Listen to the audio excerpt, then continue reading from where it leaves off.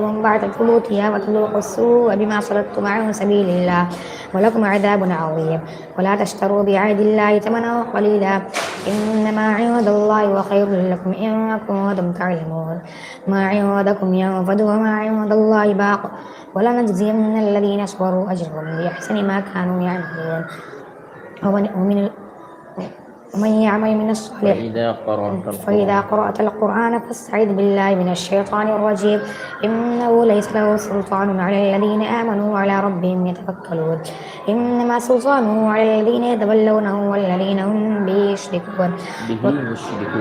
مشركون. وإذا بدلنا آية مكان آية والله أعلم بما ينزل قالوا إنما أنت مفتر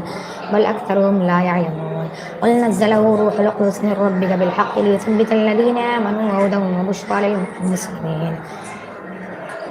ولقد نعلم أنهم يقولون إنما يعلمه بشر لسان الذي يلحدون إليه أعجمي وهذا لسان عربي مبين. إن الذين لا يؤمنون بآيات الله لا يهديهم الله ولهم عذاب أليم. إنما يفتري الكذب الذين لا يؤمنون بآيات فأولئك هم الكاذبون. ما كفر بالله من بعد إيمانه إلا من أكره وقلبه مطمئن بالإيمان ولكن من شرح بالكفر صدرا فعليهم غضب من الله ولهم عذاب عظيم. ذلك بأنهم استحبوا الحياة الدنيا على الآخرة وأن الله لا يهدي القوم الكافرين. أولئك الذين طبع الله على قلوبهم وسمعهم وأبصارهم وأولئك هم الغافلون. لا جرم أنهم في الآخرة هم الخاسرون. ثم إن ربك للذين هاجروا من بعد ما فتنوا ثم جاهدوا وصبروا إن ربك من بعدها لغفور رحيم. يوم تأتي كل نفس تجادل عن نفسها وتوفى كل نفس ما عملت وهم لا يظلمون. وضرب الله مثلا قرية كانت آمنة مطمئنة يأتيها رزقها رغدا من كل مكان فكفرت بأنعم الله فأذاقها الله لباس الجوع والخوف بما كانوا يصنعون. ولقد جاءهم رسول منهم فكذبوه فأخذهم العذاب وهم ظالمون.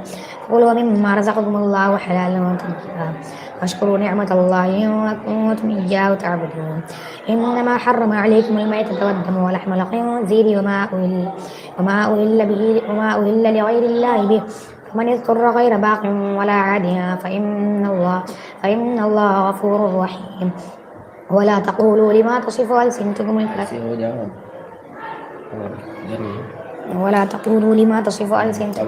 هذا حلال وهذا حرام لتفتروا على الله الكذب إن الذين يفترون على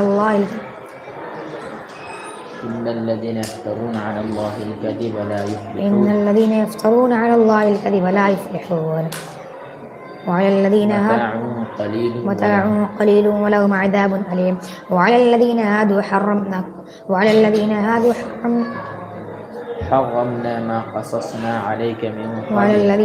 حرمنا ما قصصنا عليك من قبل وما ظلمهم الله ولكن كانوا أنفسهم يظلمون. ثم إن ربك للذين هاجروا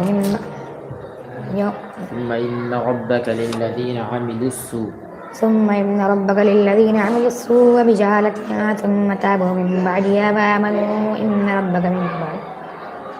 بعد ذلك وأصلحوا إن ربك من بعدها لغفور رحيم. إن إبراهيم كان أمة قانتا لله حنيفا ولم يكن من المشركين شاكرا لأنعمه اجتباه وهداه إلى صراط مستقيم وآتيناه في الدنيا حسنة وإنه في الآخرة لمن الصالحين. ادعوا إلى سبيل ربك بالحكمة والموعظة الحسنة وجادلهم بالتي هي أحسن إن ربك هو أعلم بما ضل عن سبيله وهو أعلم بالمهتدين. وإن عاقبتم فعاقبوا بمثل ما عوقبتم به ولئن صبرتم لهو خير للصابرين. واصبر وما صبرك إلا بالله ولا تحزن عليهم ولا تك في ضيق مما يمكرون إن الله مع الذين اتقوا والذين هم محسنون. سورة بني إسرائيل مكية. بسم الله الرحمن الرحيم. سبحان الذي أسرى بعبده ليلا من المسجد الحرام إلى المسجد الأقصى الذي باركنا حوله لنريه من آياتنا إنه هو السميع العليم إنه هو السميع البصير. وآتينا موسى الكتاب وجعلناه هدى لبني إسرائيل ألا تتخذوا من دوني وكيلا ذرية من حملنا مع نوح إنه كان عبدا شكورا. وقضينا إلى بني إسرائيل في الكتاب لتفسدن في الأرض مرتين ولتعلن علوا كبيرا. فإذا جاء وعد أولاهما بعثنا عليكم عبادا لنا أولي بأس شديد فجاسوا خلال الديار فكان وعدا مفعولا. ثم رددنا لكم الكرة عليهم وأمددناكم بأموال وبنين ويجعل لكم جنات ويجعل لكم أنهارا ويجعل لكم قصورا. ثم رددنا لكم الكرة عليهم وأمددناكم بأموال وبنين وجعلناكم أكثر نفيرا. إن أحسنتم لأنفسكم وإن أسأتم فلها. فإذا جاء وعد الآخرة ليسوءوا وجوهكم وليدخلوا المسجد كما دخلوه أول مرة وليتبروا ما علوا تكبيرا. عسى ربكم أن يرحمكم وإن عدتم عدنا وجعلنا جهنم للكافرين حصيرا. إن هذا القرآن يهدي للتي هي أقوم ويبشر المؤمنين الذين يعملون الصالحات أن لهم أجرا كبيرا وأن الذين لا يؤمنون بالآخرة اعتدنا لهم عذابا أليما. ويدعو الإنسان بالشر دعاءه بالخير فكان الإنسان عجولا. وجعلنا الليل والنهار آيتين فمحونا آية الليل وجعلنا آية النهار مبصرة لتبتغوا فضلا من ربكم ولتعلموا عدد السنين والحساب وكل شيء فصلناه تفصيلا. وكل إنسان ألزمناه طائره في عنقه ونخرج له يوم القيامة كتابا يلقاه منشورا. اقرأ كتابك كفى بنفسك اليوم عليك حسيبا. من اهتدى فإنما يهتدي لنفسه وما ضل فإنما يضل عليها ولا تزر وازرة وزر أخرى وما كنا معذبين حتى نبعث رسولا. وإذا أردنا أن نهلك قرية أمرنا مترفيها ففسقوا فيها فحق عليها القول فدمرناها تدميرا. وكم أهلكنا من القرون من بعد نوح وكفى بربك بذنوب عباده خبيرا بصيرا. من كان يريد العاجلة عجلنا له فيها ما نشاء لمن نريد ثم جعلنا له جهنم يصلاها مذموما مدحورا. ومن أراد الآخرة وسعى لها سعيها وهو مؤمن فأولئك كان سعيهم مشكورا. ومن أراد الآخرة وسعى لها سعيها وهو مؤمن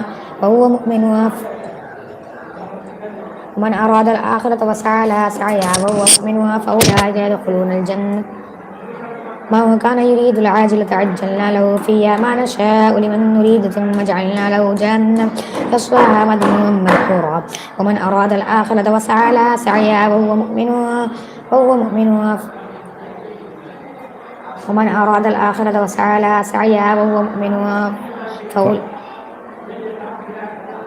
فأولئك كان سعيهم مشكورا. وكلا نمد هؤلاء من عطاء ربك وما كان عطاء ربك محظورا. انظر كيف فضلنا بعضهم على بعض وللآخرة أكبر درجات وأكبر تفضيلا. لا تجعل مع الله إلها آخر فتقعد مذموما مخذولا. وقضى ربك ألا تعبدوا إلا إياه وبالوالدين إحسانا. إما يبلغن عندك الكبر أحدهما أو كلاهما فلا تقل لهما أف ولا تنهرهما وقل لهما قولا كريما. واخفض لهما جناح الذل من الرحمة وقل رب ارحمهما كما ربياني صغيرا. ربهم أعلم بما في نفوسكم إن تكونوا صالحين فإنه كان للأوابين غفورا. وآت ذا القربى حقه والمسكين وابن السبيل ولا تبذر تبذيرا إن المبذرين كانوا إخوان الشياطين وكان الشيطان لربه كفورا. وإما تعرضن عنهم ابتغاء رحمة من ربك ترجوها فقل لهم قولا ميسورا. ولا تجعل يدك مغلولة إلى عنقك ولا تبسطها كل البسط فتكون ملوما محسورا. إن ربك يبسط الرزق لمن يشاء ويقدر إنه كان بعباده خبيرا بصيرا ولا تقتلوا أولادكم من إملاق نحن نرزقكم وإياهم ونحن نرزقهم وإياكم إن قتلهم كان خطأ كبيرا ولا تقربوا الزنا إنه كان فاحشة وساء سبيلا ولا تقتلوا النفس التي حرم الله إلا بالحق وما قتل مظلوما فقد جعلنا لوليه سلطانا فلا يسرف في القتل إنه كان منصورا ولا تقربوا مال اليتيم إلا بالتي هي أحسن حتى يبلغ أشقى وأوفوا الكيل إذا كنتم وأوفوا الكيل والميزان ولا تقربوا مال اليتيم إلا بالتي ولا هي تقربوا أحسن مال اليتيم إلا بالتي هي أحسن حتى يبلغ أشده وأوفوا الكيل إذا كلتم وأوفوا بالعهد وأوفوا بالعهد وأوفوا بالعهد إن العهد كان مسؤولا وأوفوا بالعهد إن العهد كان مسؤولا ولا تمشي في الأرض مرحا إنك لا وأوفوا الكيل إذا كلتم وزنوا بالقسطاس وأوفوا المستقيم الكيل إذا كلتم وزنوا بالقسطاس المستقيم ذلك خير وأحسن تأويلا ولا تمشي في الأرض مرحا إنك لا تخرق الأرض ولا تقف ما ليس لك به ولا علم تخف ما ليس لك به علم إن السمع والبصر والفؤاد كل أولئك كان عنه مسؤولا ولا تمشي في الأرض مرحا إنك لا تخرق الأرض ولا تبلغ الجبال طولا كل ذلك كان سيئا عند ربك مكروها ذلك مما أوحى إليك ربك من الحكمة ولا تجعل مع الله إلها آخر فتلقى في جهنم ملوما مسحورا ملوما محسورا ملوما مدحورا أفأصفاكم ربكم بالبنين واتخذ من الملائكة إناثا إنكم لتقولون قولا عظيما ولقد صرفنا في هذا القرآن ليذكروا وما يزيدهم إلا نفورا قل لو كان في الأرض ملائكة يمشون مطمئن قل لو كان معه آلهة كما يقولون إذا لابتغوا إلى ذي العرش سبيلا سبحانه وتعالى عما يقولون علوا كبيرا تسبح له السماوات السبع والأرض وما فيهن وإن من شيء إلا يسبح بحمده ولكن لا تفقهون تسبيحهم إنه كان حليما غفورا وأقسموا بالله إنه كان حليما غفورا وإذا قرأت القرآن جعلنا بينك وبين الذين لا يؤمنون بالآخرة حجابا مستورا وجعلنا على قلوبهم أكنة أن يفقهوا وفي آذانهم وقرا وإذا ذكرت ربك في القرآن بعده ولوا على أدبارهم نفورا نحن أعلم بما يستمعون به إذ يستمعون إليك وإذ هم نجوى إذ يقول الظالمون إن تتبعون إلا رجلا مسحورا انظر كيف ضربوا لك الأمثال فولوا فلا يستطيعون سبيلا وقالوا وإذا كنا عظاما ورفاتا أئنا لمبعوثون خلقا جديدا قل كونوا حجارة أو حديثا أو خلقا مما يكبر في صدوركم فسيقولون من يعيدنا قل الذي فطركم أول مرة فسينغضون إليك رؤوسهم ويقولون متاه قل عسى أن يكون قريبا يوم يدعوكم فتستجيبون بحمده وتظنون إن لبثتم إلا قليلا وقل لعبادي يقولوا التي هي أحسن إن الشيطان ينزغ بينهم إن الشيطان كان للإنسان عدوا مبينا ربكم أعلم بكم إن يشاء يرحمكم أو إن يشاء يعذبكم وما أرسلناك عليهم وكيلا وربك أعلم بما في السماوات والأرض ولقد فضلنا بعض النبيين على بعض وآتينا داود زبورا قل ادعوا الذي زعمتم من دونه فلا يملكون كشف الضر عنكم ولا تحويلا أولئك الذين يدعون يبتغون إلى ربهم الوسيلة أيهم أقرب ويرجون رحمته ويخافون عذابه إن عذاب ربك كان محذورا وإن من قرية إلا نحن مهلكوها قبل يوم القيامة ومعذبوها عذابا شديدا كان ذلك في الكتاب مسطورا وما منعنا أن نرسل بالآيات إلا أن كذب بها الأولون وآتينا ثمود الناقة مبصرة فظلموا بها وما نرسل بالآيات إلا تخويفا وإذ قلنا لك إن ربك أحاط بالناس وما جعلنا الرؤيا التي أريناك إلا فتنة للناس والشجرة الملعونة في القرآن ونخوفهم فما يزيدهم إلا طغيانا كبيرا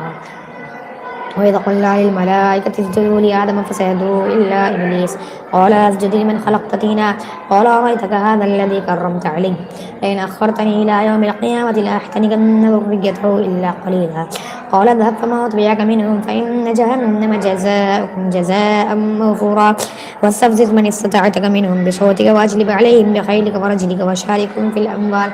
في الأموال والأولاد وعدهم وما يعدهم الشيطان إلا غرورا إن عبادي ليس لك عليهم سلطان وكفى بربك وكيلا ربكم الذي يسجي لكم الفلك في البحر لتبتغوا من فوله إنه كان بكم رحيما وإذا مسكم الضر في البحر ضل ما تدعون إلا إياه فلما نجاكم إلى البر عرفتم وكان الإنسان كفورا أفأمنتم أن يخسف بكم جانب البر أو يرسل عليكم حاصبا ثم لا تجدوا لكم علينا وكيلا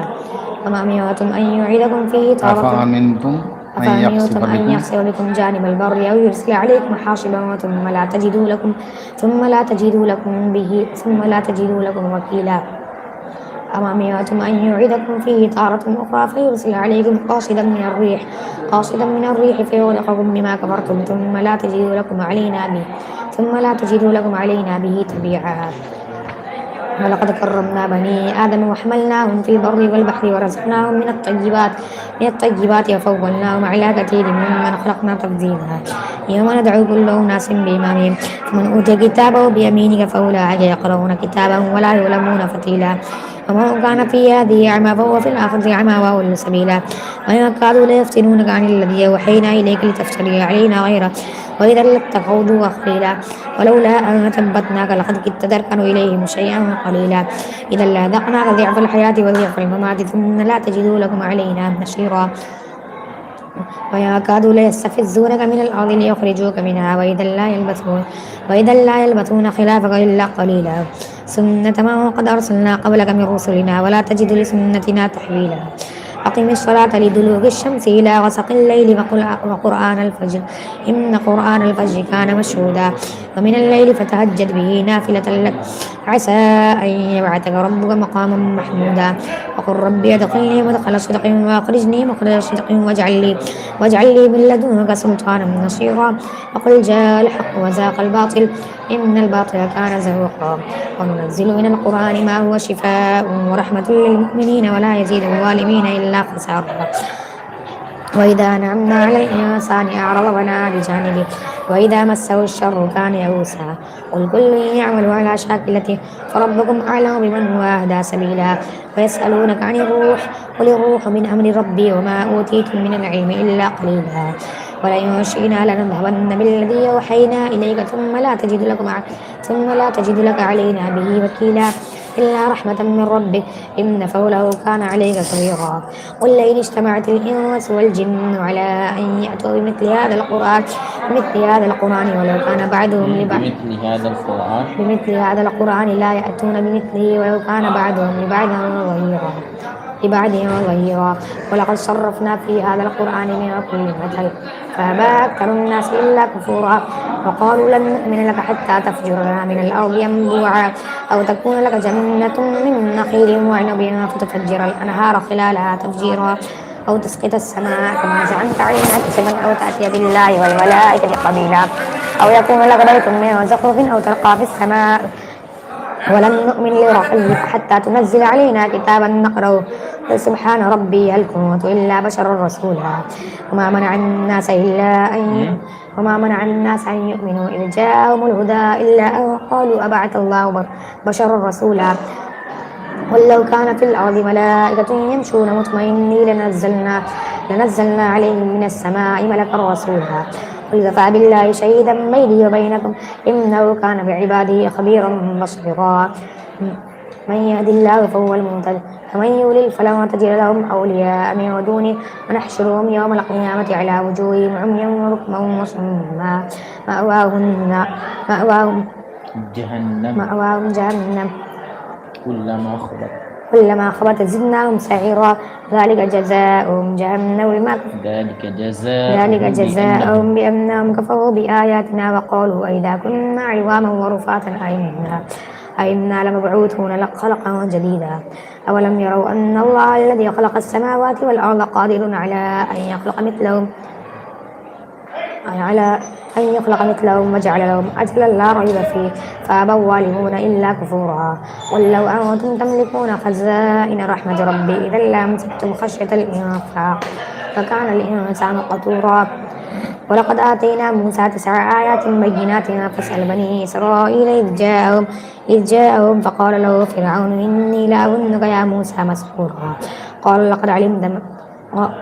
علمت ما أنزل هؤلاء إلا رب السماوات والأرض بصائر وإني لأظنك يا فرعون مسحورا فأراد أن يستفزهم من الأرض فأغرقناه ومن معه جميعا وقلنا من بعده لبني إسرائيل اسكنوا الأرض فإذا جاء وعد الآخرة جئنا بكم لفيفا بالحق أنزلناه وبالحق نزل وما أرسلناك إلا مبشرا ونذيرا وقرآنا فرقناه لتقرأه عن الناس على مكث ونزلناه تنزيلا قل آمنوا به أو لا تؤمنوا إن الذين أوتوا العلم من قبله إذا يتلى عليهم يخرون للأذقان سجدا ويقولون سبحان ربنا إن كان وعد ربنا لمفعولا ويخرون للأذقان ويزيدهم خشوعا ويدعو الله بدعو الرحمن أيما تدعو فله الأسماء الحسنى ولا تجهر بصلاتك ولا تخافت بها وابتغ بين ذلك سبيلا وقل الحمد لله الذي لم يتخذ ولدا ولم يكن له شريك في الملك ولم يكن له ولي من الذل وكبره تكبيرا. سورة الكهف مكية. بسم الله الرحمن الرحيم. الحمد لله الذي أنزل على عبده الكتاب ولم يجعل له عوجا قيما لينذر بأسا شديدا من لدنه ويبشر المؤمنين الذين يعملون الصالحات أن لهم أجرا حسنا ماكثين فيه أبدا وينذر الذين قالوا اتخذ الله ولدا ما لهم به من علم ولا لآبائهم كبرت كلمة تخرج من أفواههم إن يقولون إلا كذبا ولعلك باخر نفسك على آثارهم إن لم يؤمنوا بهذا الحديث أسفا إنا جعلنا ما على الأرض زينة لا لنبلوهم أيهم أحسن عملا وإنا لجاعلون ما عليها صعيدا جرزا أم حسبت أن أصحاب الكهف والرقيم كانوا من آياتنا عجبا إذ أوى الفتية إلى الكهف فقالوا ربنا آتنا من لدنك رحمة وهيئ لنا من أمرنا رشدا فضربنا على آذانهم في الكهف سنين عددا ثم بعثناهم لنعلم أي الحزبين أحصى لما لبثوا أمدا نحن نقص عليك نبأهم بالحق إنهم فتية آمنوا بربهم وزدناهم هدى وربطنا على قلوبهم إذ قاموا فقالوا ربنا رب السماوات والأرض لن ندعو من دونه إلها لقد قلنا إذا شططا هؤلاء قوم اتخذوا من دونه آلهة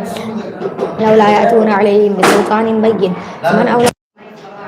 كذبا وإذ اعتزلتموهم وما يعبدون إلا الله ينشر لكم ربكم من رحمته ويهيئ لكم من أمركم مرفقا وترى الشمس إذا طلعت تزاور عن كافهم ذات اليمين وإذا غربت تقرضهم ذات الشمال وهم في فجوة من ذلك من آيات الله من يهد الله فهو المهتد ومن يضلل فلن تجد له وليا مرشدا وتحسبهم أيقاظا وهم ينظرون ونقلبهم ذات اليمين وذات الشمال وكلبهم باسط ذراعيه بالوصيد لو اطلعت عليهم لوليت منهم فرارا وكذلك بعثناهم ليتساءلوا بينهم قال قائل منهم كم لبثتم قالوا لبثنا يوما أو بعض يوم قالوا ربنا أعلم بما لبثتم فبعثوا أحدهم برقم عليه إلى المدينة فلينظر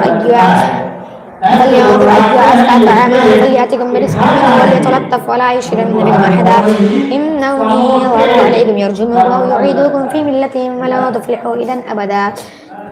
وكذلك أعثرنا عليهم ليعلموا أن وعد الله حق وأن الساعة لا ريب فيها إذ يتنازعون بينهم أمرهم فقالوا ابنوا عليهم بنيانا ربهم أعلم بهم قال الذين غلبوا على أمرهم لنتخذن عليهم مسجدا سيقولون 3 ربهم كلبهم ويقولون 5 سادسهم كلبهم رجما بالغيب ويقولون 7 وثامنهم كلبهم قل ربي يعلم بعدتهم ما يعلمهم إلا قليل فلا تمار فيهم إلا مراء ظاهرا ولا تستفت فيهم منهم أحدا ولا تقولن لشيء إني فاعل ذلك غدا إلا أن يشاء الله واذكر ربك إذا نسيت وقل عسى أن يهديني ربي ليقرأ من هذا رشدا ولبثوا في كهفهم 300 سنين فازدادوا 9 والله أعلم بما لبثوا له غيب السماوات والأرض أبصر به وأسمع ما لهم من دونه من ولي ولا يشرك في حكمه أحدا واتل ما أوحي إليك من كتاب ربك لا مبدل لكلماته ولا تجد من دونه ملتحدا واصبر نفسك مع الذين يدعون ربهم بالغداة والعشي يريدون وجهه ولا تعد عيناك عنهم تريد زينة الحياة الدنيا ولا تطع من أغفلنا قلبه عن ذكرنا واتبع هواه وكان أمره فرطا وقل الحق من ربكم فمن شاء فليؤمن ومن شاء فليكفر إنا أعتدنا للظالمين نارا أحاط بهم سرادقها وإن يستغيثوا يغاثوا بماء كالمهل يشفي الوجوه بئس الشراب قد ساءت مرتفقا إن الذين آمنوا وعملوا الصالحات إنا لا نضيع أجر من أحسن عملا أولئك لهم جنات عدن تجري من تحتهم الأنهار يحلون فيها من أساور من ذهب ولؤلؤا ولباسهم من ذهب ويلبسون ثيابا خضرا من سندس واستبرق متكئين فيها على الأرائك نعم الثواب وحسنت مرتفقا واضرب لهم مثل الرجلين جعلنا لأحدهما جنتين من أعناب وحففناهما بنخل وجعلنا بينهما زرعا كلتا الجنتين آتت أكلها ولم تظلم منهم شيئا وفجرنا خلالهما نهرا فكان له ثمر فقال لصاحبه وهو يحاوره أنا أكثر منك مالا وأعز نفرا ودخل جنته وهو ظالم لنفسه قال ما أظن أن تبيد هذه أبدا وما أظن الساعة قائمة ولئن رددت إلى ربي لأجدن خيرا منها منقلبا قال له صاحبه وهو يحاوره أكفرت بالذي خلقك من تراب ثم من نطفة ثم سواك رجلا لكن هو الله ربي ولا أشرك بربي أحدا ولولا إذ دخلت جنتك قلت ما شاء الله لا قوة إلا بالله لا قوة إلا بالله إن ترني أنا أقل منك مالا وولدا فعسى ربي أن يؤتيني خيرا من جنتك ويرسل عليها حسبانا من السماء فتصبح صعيدا زلقا أو يصبح ماؤها غورا فلا تستطيع له طلبا وأحيط بثمره فأصبح يقلب كفيه على ما أنفق فيها وهي خاوية على عروشها ويقول يا ليتني لم أشرك بربي أحدا ولم تكن له فئة ينصرونه من دون الله وما كان منتصرا هنالك الولاية لله الحق هو خير ثوابا وخير عقبا واضرب لهم مثل الحياة الدنيا كما إن أنزلناه من السماء فاختلط به نبات الأرض فأصبح هشيما تذروه الرياح وكان الله على كل شيء مقتدرا المال والبنون زينة الحياة الدنيا والباقيات الصالحات خير عند ربك ثوابا وخير أملا ويوم نسير الجبال وترى الأرض بارزة وحشرناهم فلم نغادر منهم أحدا وعرضوا على ربك صفا لقد جئتمونا كما خلقناكم أول مرة بل زعمتم أن لن نجعل لكم موعدا ووضع الكتاب فترى المجرمين مشفقين مما فيه ويقولون يا ويلتنا ما لهذا الكتاب لا يغادر صغيرة ولا كبيرة إلا أحصاها ووجدوا ما عملوا حاضرا ولا يظلم ربك أحدا وإذ قلنا للملائكة اسجدوا لآدم فسجدوا إلا إبليس كان من الجن ففسق عن أمر ربه أفتتخذونه وذريته أولياء من دوني وهم لكم عدو بئس للظالمين بدلا ما أشهدتهم خلق السماوات والأرض ولا خلق أنفسهم وما كنت متخذ المضلين عودا ويوم يقول نادوا شركائي الذين زعمتم فدعوهم فلم يستجيبوا لهم وجعلنا بينهم موبقا ورأى المجرمون النار فظنوا أنهم واقعوها ولم يجدوا عنها مصرفا ولقد صرفنا في هذا القرآن للناس من كل مثل وكان الإنسان أكثر شيء جدلا ومنع الناس أن يؤمنوا إذ جاءهم الهدى ويستغفروا ربهم إلا أن تأتيهم سنة الأولين أو يأتيهم العذاب قبلا وما نرسل المرسلين إلا مبشرين ومنذرين فمن آمن وأصلح فلا خوف مبشرين ومنذرين ويجادل الذين كفروا بالباطل ليدحضوا به الحق واتخذوا آياتي وما أنذروا هزوا ومن أولى ممن ذكر بآيات ربه فأعرض عنها ونسي ما قدمت يداه إنا جعلنا على قلوبهم أكنة أن يفقهوا وفي آذانهم وقرا وإن تدعوهم إلى الهدى فلن يهتدوا إذا أبدا وربك لغفور ذو الرحمة لو يؤاخذهم بما كسبوا لعجل لهم العذاب بل لهم موعد لن يجدوا من دونه موئلا وتلك القرى أهلكناهم لما ظلموا وجعلنا لمهلكهم موعدا وإذ قال موسى لفتاه لا أبرح حتى أبلغ مجمع البحرين أو أمضي حقبا فلما بلغا مجمع بينهما نسيا حوتهما فاتخذ سبيله في البحر سربا فلما جاوزا قال لفتاه آتنا غداءنا لقد لقينا من نصبا قال أرأيت إذ أوينا إلى الصخرة فإني نسيت الحوت وما أنسانيه إلا الشيطان أن أذكره واتخذ سبيله في البحر عجبا قال ذلك ما كنا نبغ فارتدا على آثارهما قصصا فوجدا عبدا من عبادنا آتيناه رحمة من عندنا وعلمناه من لدنا قال له موسى هل أتبعك على أن تعلمني مما علمت رشدا قال إنك لا تستطيع معي صبرا وكيف تصبر على ما لم تحط به خبرا قال ستجدني إن شاء الله صابرا ولا أعصي لك أمرا قال فإن اتبعتني فلا تسألني عن شيء حتى أحدث لك منه ذكرا فانطلقا حتى إذا ركبا في السفينة خرقا قال خرقتها لتغرق أهلها لقد جئت شيئا إمرا قال ألم أقل إنك لا تستطيع معي صبرا قال لا تؤاخذني بما نسيت ولا ترهقني من أمري عسرا فانطلقا حتى إذا لقيا غلاما فقتله قال أقتلت نفسا زكية بغير نفس لقد جئت شيئا نكرا قال ألم أقل لك إنك لا تستطيع معي صبرا قال إن سألتك عن شيء بعدا فلا تصاحبني قد بلغت من لدني عذرا فانطلقا حتى إذا أتيا أهل قرية استطعما أهلها فأبوا أن يضيفوهما فوجدا فيها جدارا يريد أن ينقض فأقامه قال لو شئت لاتخذت عليه أجرا قال هذا فراق بيني وبينك سأنبئك بتأويل ما لم تستطع عليه صبرا أما السفينة فكانت لمساكين يعملون في البحر فأردت أن أعيبها وكان وراءهم ملك يأخذ كل سفينة غصبا وأما الغلام فكان أبواه مؤمنين فخشينا أن يرهقهما طغيانا وكفرا فأردنا أن يبدلهما ربهما خيرا منه زكاة وأقرب رحما وأما الجدار فكان لغلامين يتيمين في المدينة وكان تحته كنز لهما وكان أبوهما صالحا فأراد ربك أن يبلغا أشدهما ويستخرجا كنزهما رحمة من ربك وما فعلته عن أمري ذلك تأويل ما لم تستطع عليه صبرا ويسألونك عن ذي القرنين قل سأتلو عليكم منه ذكرا إنا مكنا له في الأرض وآتيناه من كل شيء سببا فأتبع سببا حتى إذا بلغ مغرب الشمس وجدها تغرب في عين حمية وجد عندها قوما قلنا يا ذا القرنين إما أن تعذب وإما أن تتخذ فيهم حسنا قال أما من ظلم فسوف نعذبه ثم يرد إلى ربه فيعذبه عذابا نكرا وأما من آمن وعمل صالحا فله جزاء الحسنى وسنقول له من أمرنا يسرا ثم أتبع سببا حتى إذا بلغ مطلع الشمس وجدها تطلع على قوم لم نجعل لهم من دونها سترا كذلك وقد أحطنا بما لديه خبرا ثم أتبع سببا حتى إذا بلغ بين السدين وجد من دونهما قوما لا يكادون يفقهون قولا قالوا يا ذا القرنين إن يأجوج ومأجوج مفسدون في الأرض فهل نجعل لك خرجا على أن تجعل بيننا وبينهم سدا قال ما مكنني فيه ربي خير فأعينوني بقوة أجعل بينكم وبينهم ردما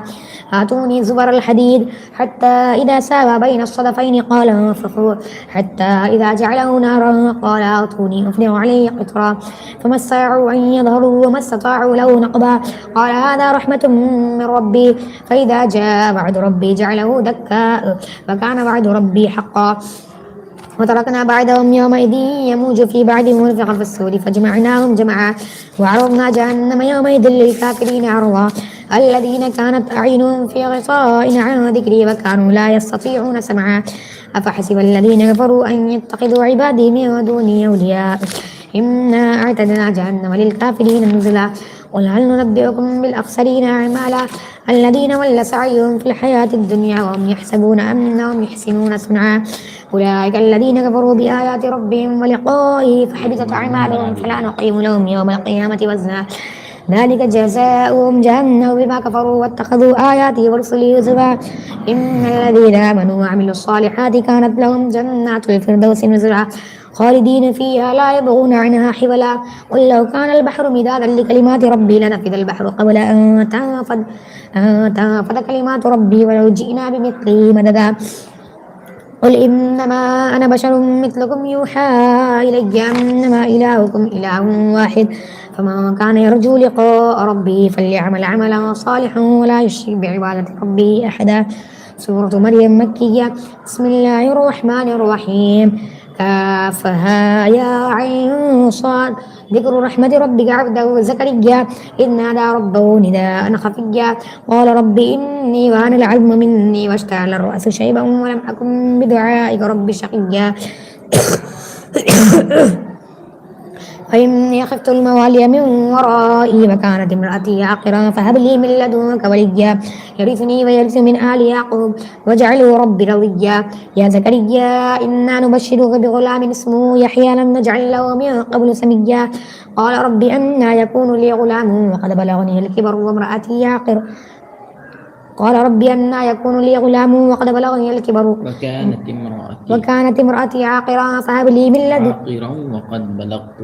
عاقرا وقد بلغت من الكبر عتيا قال كذلك قال ربك هو علي هين وقد خلقتك من قبل ولم تك شيئا قال رب اجعل لي آية قال آيتك ألا تكلم الناس 3 ليال سويا فخرج على قومه من المحراب فأوحى إليهم أن سبحوا بكرة وعشيا يا يحيى خذ الكتاب بقوة وآتيناه الحكم صبيا وحنانا من لدنا وزكاة وكان تقيا وبرا بوالديه ولم يكن جبارا عصيا وسلام عليه يوم ولد ويوم يموت ويوم يبعث حيا واذكر في الكتاب مريم إذ انتبذت من أهلها مكانا شرقيا فاتخذت من دونهم حجابا فأرسلنا إليها روحنا فتمثل لها بشرا سويا قالت إني أعوذ بالرحمن منك إن كنت تقيا قال إنما أنا رسول ربك يا ولد غلاما زكيا قالت ربي أنى يكون لي ولد ولم يمسسني بشر ولم أك بقيا قال كذلك قال ربك هو علي هين ولنجعله آية للناس ورحمة منا فكان أمرا مقضيا فحملته فانتبذت به مكانا قصيا فجاء المخاض إلى جذع النخلة قالت يا ليتني مت قبل هذا وكنت نسيا منسيا فناداها من تحتها ألا تحزني قد جعل ربك تحتك سريا وهزي إليك بجذع النخلة تساقط عليك رطبا جنيا فكلي واشربي وقري عينا فإما ترين من البشر أحدا فقولي إني نذرت للرحمن صوما فلن أكلم اليوم إنسيا فأتت به قومها تحمله قالوا يا مريم لقد جئت شيئا فريا يا أخت هارون ما كان أبوك امرأ سوء وما كانت أمك بغيا فأشارت إليه قالوا كيف نكلم من كان في المهد صبيا قال إني عبد الله آتاني الكتاب وجعلني نبيا وجعلني مباركا أينما كنت وأوصاني بالصلاة والزكاة ما دمت حيا وبرا بوالدتي ولم يجعلني جبارا شقيا والسلام علي يوم ولدت ويوم أموت ويوم أبعث حيا ذلك عيسى ابن مريم قول الحق الذي فيه يمترون ما كان لله أن يتخذ من ولد وسبحانه إذا قضى أمرا فإنما يقول له كن فيكون إن الله ربي وربكم فاعبدوه هذا صراط مستقيم فاختلف الأحزاب من بينهم فويل للذين كفروا من مشهد يوم عظيم أسمع بهم وأبصر يوم يأتوننا لكن الظالمون اليوم في ضلال مبين وأنذرهم يوم الحسرة إذ قضي الأمر وهم في غفلة وهم لا يؤمنون إنا نحن نرث الأرض ومن عليها وإلينا يرجعون واذكر في الكتاب إبراهيم إنه كان صديقا نبيا إذ قال لأبيه يا أبت لم تعبد ما لا يسمع ولا يبصر ولا يغني عنك شيئا يا أبت إني قد جاءني من العلم ما لم يأتك فاتبعني أهدك صراطا سويا يا أبت لا تعبد الشيطان إن الشيطان كان للرحمن عصيا يا أبت إني أخاف أن يمسك عذاب من الرحمن فتكون للشيطان وليا قال راغب أنت عن آلهتي يا إبراهيم لئن لم تنته لأرجمنك واهجرني مليا قال سلام عليك سأستغفر لك ربي إنه كان بي حفيا وأعتزلكم وما تدعون من دون الله وهبنا له إسحاق وأعتزلكم وما تدعون من دون الله ووهبنا له وأدعو ربي عسى ألا أكون بدعاء ربي شقيا فلما اعتزلهم وما يعبدون من دون الله وهبنا له إسحاق ويعقوب وكلا جعلنا نبيا واذكر في الكتاب موسى ووهبنا له إسحاق ويعقوب ووهبنا له برحمتنا وجعلنا لهم لسان صدق عليا واذكر في الكتاب موسى إنه كان مخلصا وكان رسولا نبيا وناديناه من جانب الطور الأيمن وقربناه نجيا وناديناه من جانب الطور الأيمن وقربناه نجيا ووهبنا له من رحمتنا وجعلنا عليا. واذكر في الكتاب إسماعيل إنه كان صادق النبي وكان يأمر أهله بالصلاة والزكاة وكان عند ربه مرضيا. واذكر في الكتاب إدريس إنه كان صديقا نبيا ورفعناه مكانا عليا. أولئك الذين أنعم الله عليهم من النبيين من ذرية آدم وممن حملنا مع نوح ومن ذرية إبراهيم وإسرائيل وممن هدينا واجتبينا إذا تتلى عليهم آيات الرحمن خروا سجدا وبكيا. فخلف من بعدهم خلف أضاعوا الصلاة واتبعوا الشهوات فسوف يلقون غيا إلا من تاب وآمن وعمل صالحا فأولئك يدخلون الجنة ولا يظلمون شيئا. جنات عدن التي وعد الرحمن عباده بالغيب إنه كان وعده مأتيا. لا يسمعون فيها لغوا إلا سلاما ولهم رزقهم فيها بكرة وعشيا. تلك الجنة التي نورث من عبادنا من كان تقيا. وما نتنزل إلا بأمر ربك له ما بين أيدينا وما خلفنا وما بين ذلك وما كان ربك نسيا. رب السماوات والأرض وما بينهما فاعبده واصطبر لعبادته هل تعلم له سميا. ويقول الإنسان إذا ما مت لسوف أخرج حيا. أولا يذكر الإنسان أنا خلقناه من قبل ولم يك شيئا. فوربك لنحشرنهم والشياطين حول جهنم جثيا ثم لننزعن من كل شيعة أيهم أشد على الرحمن عتيا ثم لنحن أعلم بالذين هم أولى بها صليا. وإن منكم إلا واردها كان على ربك حتما مقضيا ثم ننجي الذين اتقوا ونذر الظالمين فيها جثيا. وإذا تتلى عليهم آياتنا بينات قال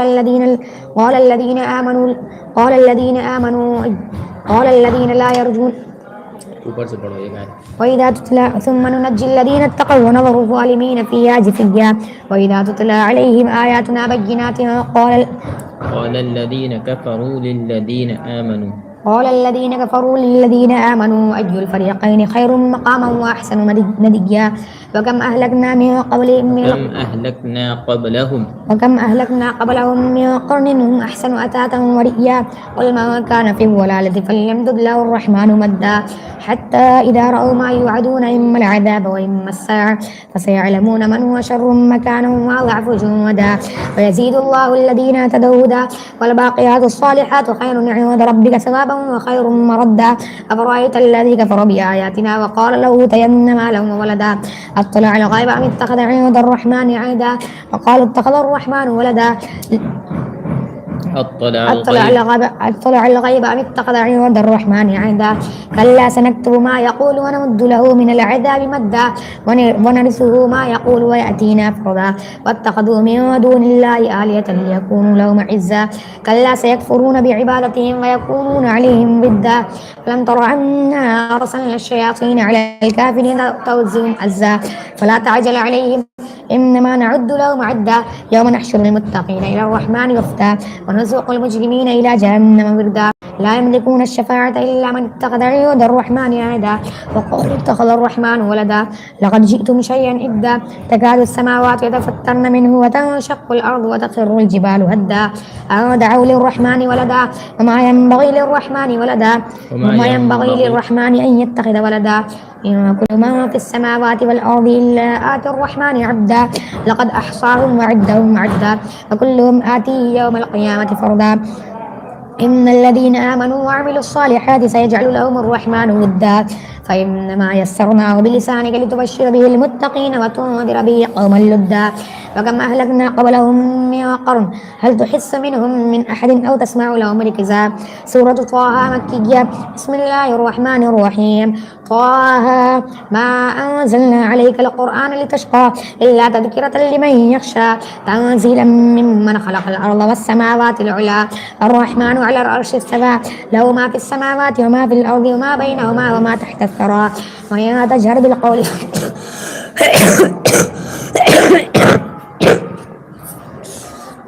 ومن تجهر بالقول فإنه يعلم السر وأخفى. الله لا إله إلا هو له الأسماء الحسنى. قال أتاك حديث موسى إذ رأى نارا فقال لأهلهم كثوا إني آنست نارا لعلي آتيكم منها بقبس أو أجد على النار هدى فلما أتاها نودي يا موسى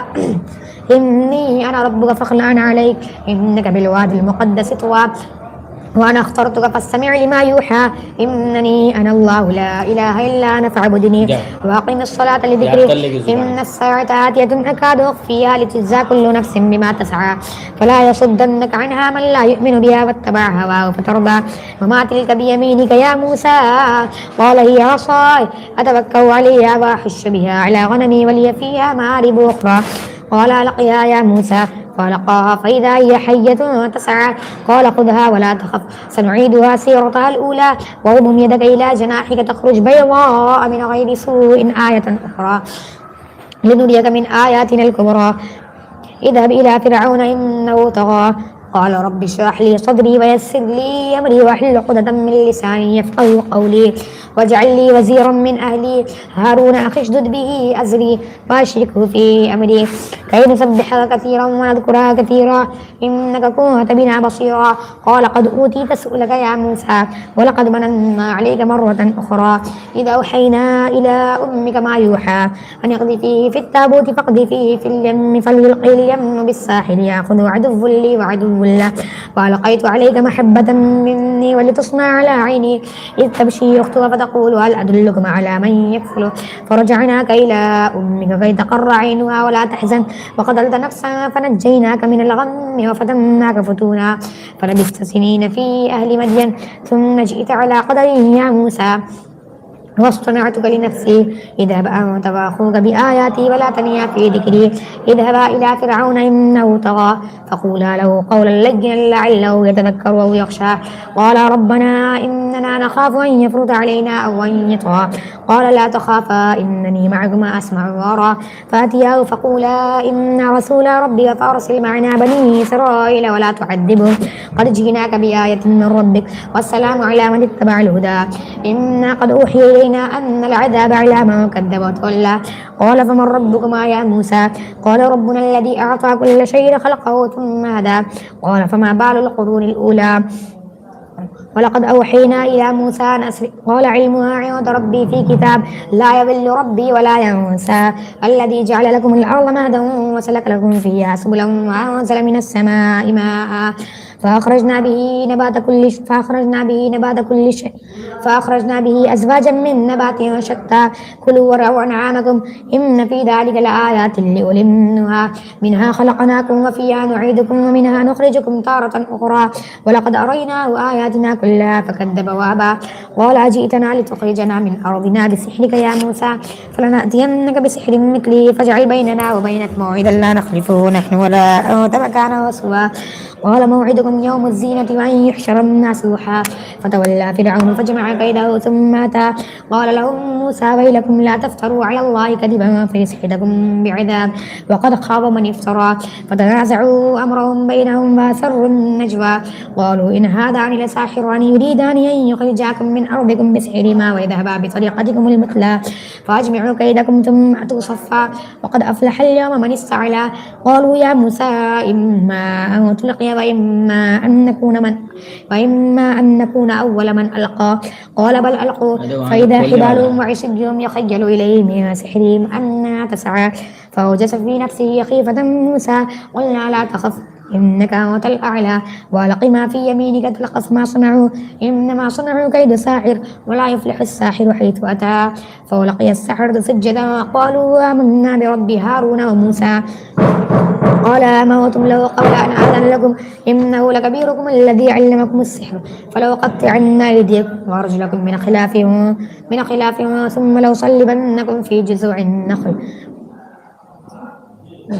النخل ولتعلمن أينا أشد عذابا وأبقى قالوا لن نؤثرك على ما جاءنا من البينات والذي فطرنا فاقض ما أنت قاض إنما تقضي هذه الحياة الدنيا إنا آمنا بربنا ليغفر لنا خطايانا وما أكرهتنا عليه من السحر والله خير وأبقى إنه من يأتي ربه مجرما فإن له جهنم لا يموت فيها ولا يحيا ومن يأتي مؤمنا قد عمل الصالحات فأولئك لهم الدرجات العلى جنات عدن تجري من تحتها الأنهار خالدين فيها وذلك جزاء من تزكى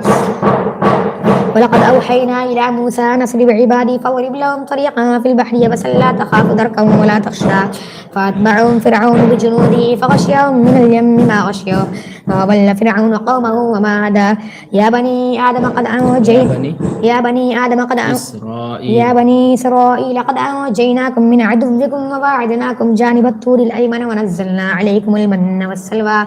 كلوا من طيبات ما رزقناكم ولا تطغوا فيه فيحل عليكم غضبي ومن يحلل عليه غضبي فقد هوى وإني لغفار لمن تاب وآمن وعمل صالحا ثم اهتدى وما أعجلك عن قومك يا موسى قال هم أولئك على آثاري وعجلت إليك ربي لترضى قال فإنا قد فتنا قومك من بعدك وأولهم السامرين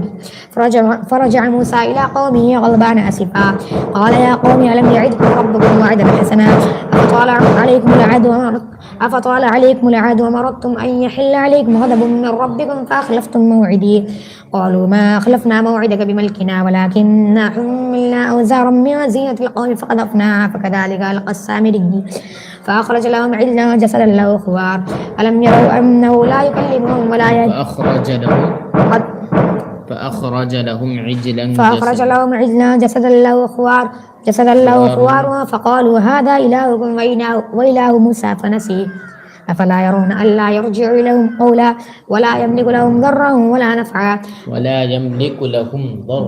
ولا يملك لهم ضرا ولا نفعا ولقد قال لهم هارون من قبل يا قوم إنما فتنتم به وإن ربكم الرحمن فاتبعوني وأطيعوا أمري قالوا لن نبرح عليه عاكفين حتى يرجع إلينا موسى قال يا هارون ما منعك إذ رأيتهم ولوا ألا تتبعني أفعصيت أمري قال يا ابن أم لا تأخذ بلحيتي ولا برأسي إني خشيت أن تقول فرقت بين بني إسرائيل ولم ترقب قولي قال فما خطبك يا سامري قال بصرت بما لم يبصروا به فقبضت قبضة من أثر الرسول فنبذتها وكذلك سولت لي نفسي قال فاذهب فإن لك في الحياة أن تقول لا مساس وإن لك موعدا لن تخلفه فانظر إلى إلهك الذي ولت عليه عاكفا انظر إلى إلهك الذي ولت عليه عاكفا لنحرقنه ثم لننسفنه في اليم نسفا إنما إلهكم الله الذي لا إله إلا هو وسع كل شيء علما كذلك نقص عليك من أنباء ما قد سبق وقد آتيناك من لدنا ذكرا من أعرض عنه فإنه يحمل يوم القيامة وزرا خالدين فيه وساء لهم يوم القيامة حملا يوم ينفخ في الصور ونحشر المجرمين يومئذ زرقا يتخافتون بينهم إن لبثتم إلا يوما إلا عشرا نحن أعلم بما يقولون إذ يقول أمثلهم طريقة إن لبثتم إلا يوما ويسألونك عن الجبال فقل ينسفها ربي نسفا فيذرها قاعا صفصفا لا ترى فيها عوجا ولا أمتا يومئذ يتبعون الداعي لا عوج له وخشعت الأصوات للرحمن فلا تسمع إلا همسا يومئذ لا تنفع الشفاعة إلا من أذن له الرحمن ورضي له قولا يعلم ما بين أيديهم وما خلفهم ولا يحيطون به علما وعنت الوجوه للحي القيوم وقد خاب من حمل ظلما ومن يعمل من الصالحات فهو مؤمن فلا يخاف ظلما ولا هوما وكذلك أنزلناه قرآنا عربيا وصرفنا فيه من المعيد لعلهم يتقون أو يحدث لهم ذكرا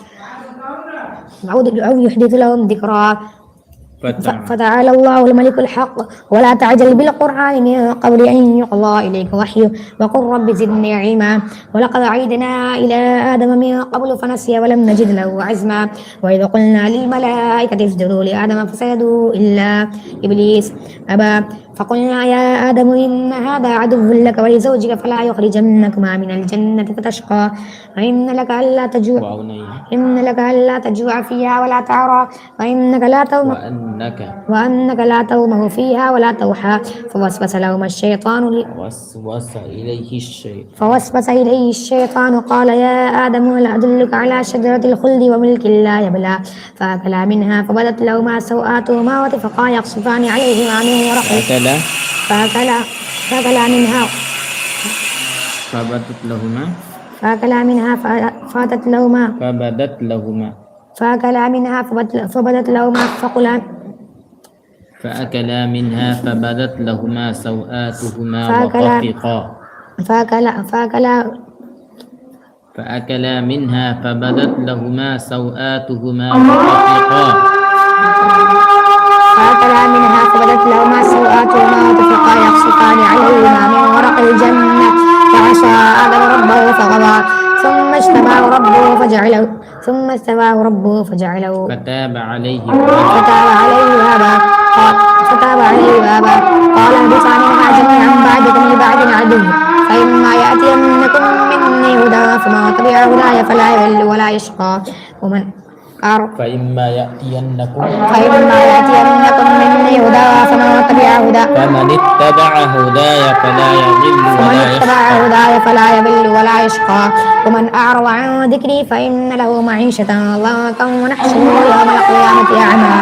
قال رب لم حشرتني أعمى وقد كنت بصيرا قال كذلك أتتك آياتنا فنسيتها وكذلك اليوم تنسى وكذلك نجزي من أسرف ولم يؤمن بآيات ربه ولعذاب الآخرة أشد وأبقى أفلم يهد لهم كما أهلكنا قبلهم من القرون يمشون في مساكنهم إن في ذلك لآيات لأولي النهى ولولا كلمة سبقت من ربك لكان لزاما وأجل مسمى فاصبر على ما يقولون وسبح بحمد ربك قبل طلوع الشمس وقبل غروبها ومن آناء الليل فسبح وأطراف النهار لعلك ترضى لا تمدن عينيك إلا ما متعنا به أزواجا منهم زهرة الحياة الدنيا لنفتنهم فيه ورزق ربك خير وأبقى وأمر أهلك بالصلاة واصطبر عليها لا نسألك رزقا نحن نرزقك والعاقبة للتقوى وقالوا أوذينا من قبل وقالوا لولا يأتينا بآية من ربه أولم تأتهم بينة ما في الصحف الأولى ولو أنا أهلكناهم بعذاب من قبله لقالوا ربنا لولا أرسلت إلينا رسولا فنتبع آياتك من قبل أن نذل ونخزى قل كل متربص فتربصوا فستعلمون من أصحاب الصراط السوي ومن اهتدى. سورة الأنبياء مكية. بسم الله الرحمن الرحيم. اقترب للناس حسابهم وهم في غفلة معرضون ما يأتيهم من ذكر من ربهم محدث إلا استمعوه وهم يلعبون لاهية قلوبهم وأسروا النجوى الذين ظلموا هل هذا إلا بشر مثلكم أفتأتون السحر وأنتم تبصرون قال ربي يعلم القول في السماء والأرض وهو السميع العليم بل قالوا أضغاث أحلام بل افتراه بل هو شاعر فليأتنا بآياتها كما أرسل الأولون ما آمنت قبلهم من قرية أهلكناها أفهم يؤمنون وما أرسلنا قبلك إلا رجالا نوحي إليهم فاسألوا أهل الذكر إن كنتم لا تعلمون وما جعلناهم جسدا لا يأكلون الطعام وما كانوا خالدين ثم صدقناهم الوعد فأنجيناهم ومن نشاء وأهلكنا المسرفين لقد أنزلنا إليكم كتابا وفيه ذكركم أفلا تعقلون